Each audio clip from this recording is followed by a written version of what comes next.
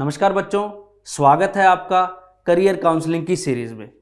बच्चों, career counselling की इस सीरीज़ में हम बात करेंगे डिफेंस के ऊपर।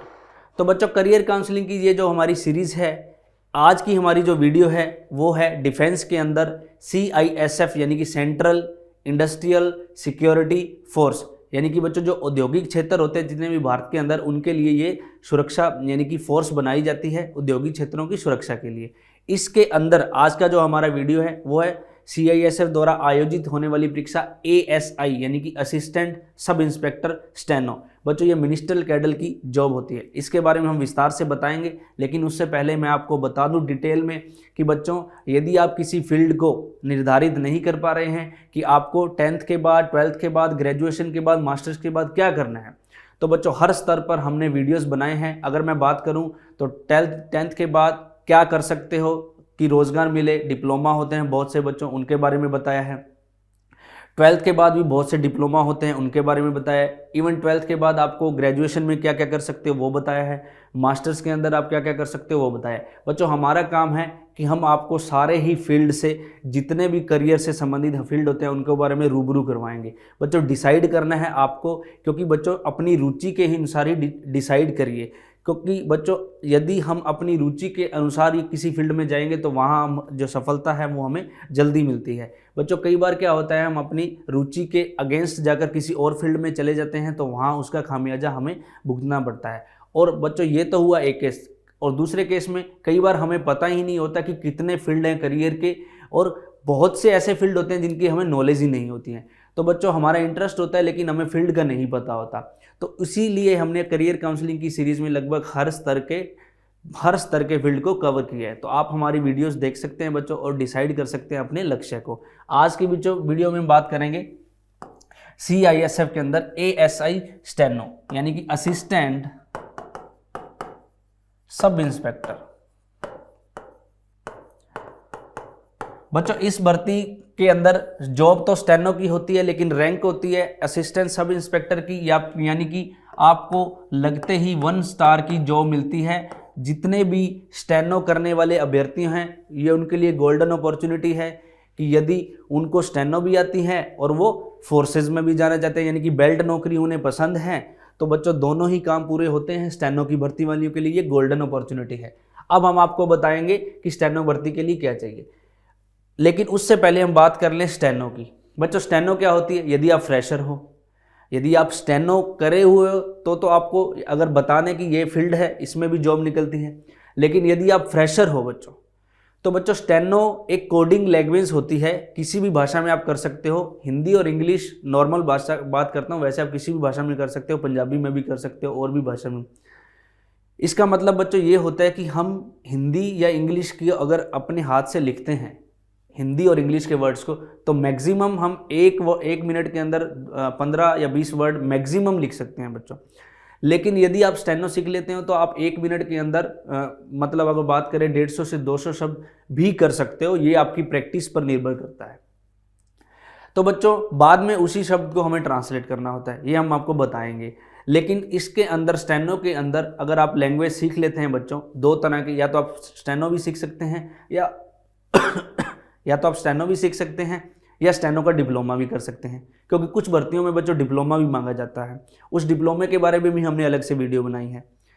तो यदि आप स्टेनो सीख जाते हो तो इसमें स्पीड के आधार पर पेपर होते हैं बच्चों। सेंटर स्तर पर 80 की स्पीड पर, 100 की स्पीड पर, 140 की स्पीड पर, स्टेट में भी 80, 100 और 140 की और 160 की स्पीड पर पेपर होते हैं बच्चों, अलग अलग पोस्ट पर।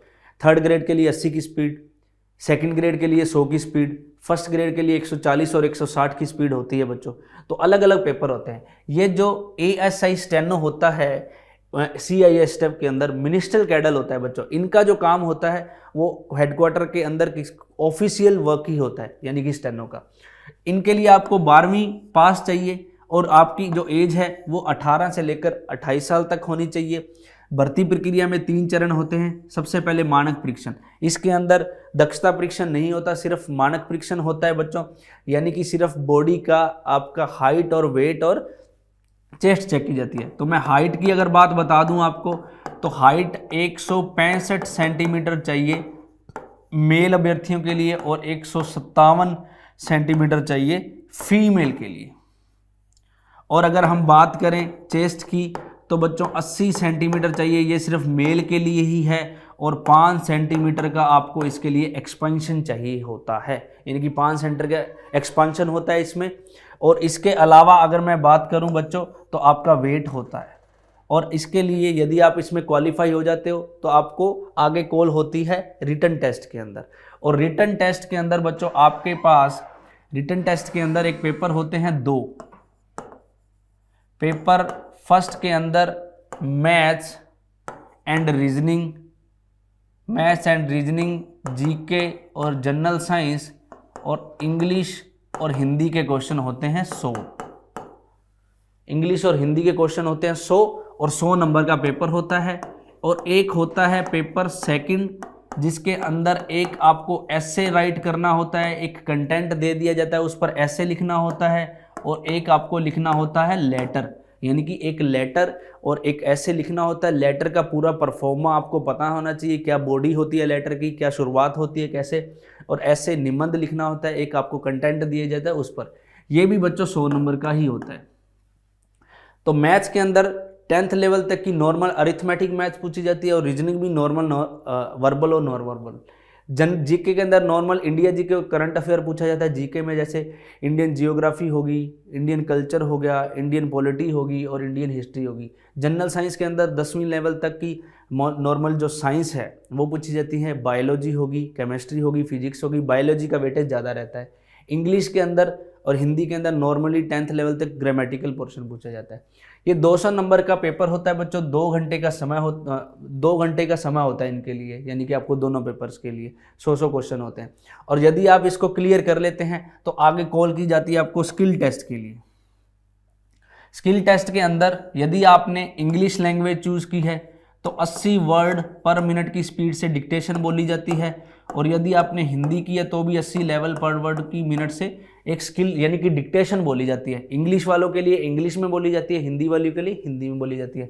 और हिंदी वालों को, इंग्लिश वालों को ट्रांसक्रिप्शन के लिए टाइम मिलता है 55 मिनट और हिंदी वालों को मिलता है 65 मिनट। यानी कि आपको जो डिक्टेशन लिखी है 80 वर्ड 10 मिनट की डिक्टेशन होती है, 800 शब्द बोले जाते हैं बच्चों।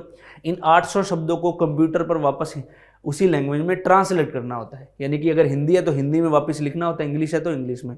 और 10 मिनट में ट्रांसलेट करने के लिए आपको हिंदी वालों को 65 मिनट मिलते हैं और इंग्लिश वालों को 55 मिनट मिलते हैं। और बच्चों जो स्किल होता है ये 100 नंबर का होता है। और बच्चों इसके अंदर स्किल के अंदर आपको 5% का मार्जिन होता है मिस्टेक का सिर्फ, यानी कि अगर 800 शब्द हैं तो आपको 8×5 40 गलतियां ही माफ है। यानी कि अगर आपकी गलतियां हैं 800 शब्द में से वो 40 से 41 भी हो गई तो आप बच्चों डिस्क्वालीफाइड होते हैं, यानी कि आपको 40 मिस्टेक के अंदर आना होता है। मिस्टेक होती है वो शब्दों से संबंधित भी हो सकती है या मिस जो आपने वर्ड नहीं लिखा उससे संबंधित हो सकती है, पंक्चुएशन यानी कि कोमा विराम से संबंधित हो सकती है, पैराग्राफ चेंज से संबंधित हो सकती है, ठीक है बच्चों। और जो हिंदी की मात्रा से संबंधित गलतियां भी हो सकती हैं। ये सभी गलतियां होती है काउंट इसमें। पंक्चुएशन और पैराग्राफ इनकी आधी गलती माफ की जाती है और वर्ड की एक गलती काउंट होती है बच्चों। तो ये होता है मार्जिन। स्किल आप क्लियर कर जाते हो, हैंड टू हैंड इसका टेस्ट इसका रिजल्ट आ जाता है। यदि आप स्किल के अंदर क्वालिफाई कर जाते हो तो आपको लास्ट में मेडिकल के लिए बुलाया जाता है बच्चों। मेडिकल के अंदर आपकी सारी बॉडी के टेस्ट होते हैं जिसमें आई साइट आंखें चेक की जाती हैं कि आपकी जो आई साइट है वो 6/6 और 6/9 है क्या without glasses, colour blindness, body के अंदर बीपी शुगर लेवल चेक किया जाता है, कोई जो अंग है बॉडी का वो टेढ़ा मेढ़ा ना हो ये चेक किया जाता है। और यदि आप इसमें क्वालिफाई कर जाते हो मेडिकल भी तो आप अंतिम रूप से 1 स्टार की नौकरी ASI स्टेनो के लिए रिक्रूट हो जाते हो। तो आज का जो हमारा वीडियो था बच्चों वो था ASI स्टेनो CISF द्वारा आयोजित की जाने वाली परीक्षा। इसके बारे में हमने आपको डिटेल से बताया है। ऐसे ही आप हमारी अन्य वीडियोस भी देख सकते हैं। आज के लिए इतना ही बच्चों, धन्यवाद।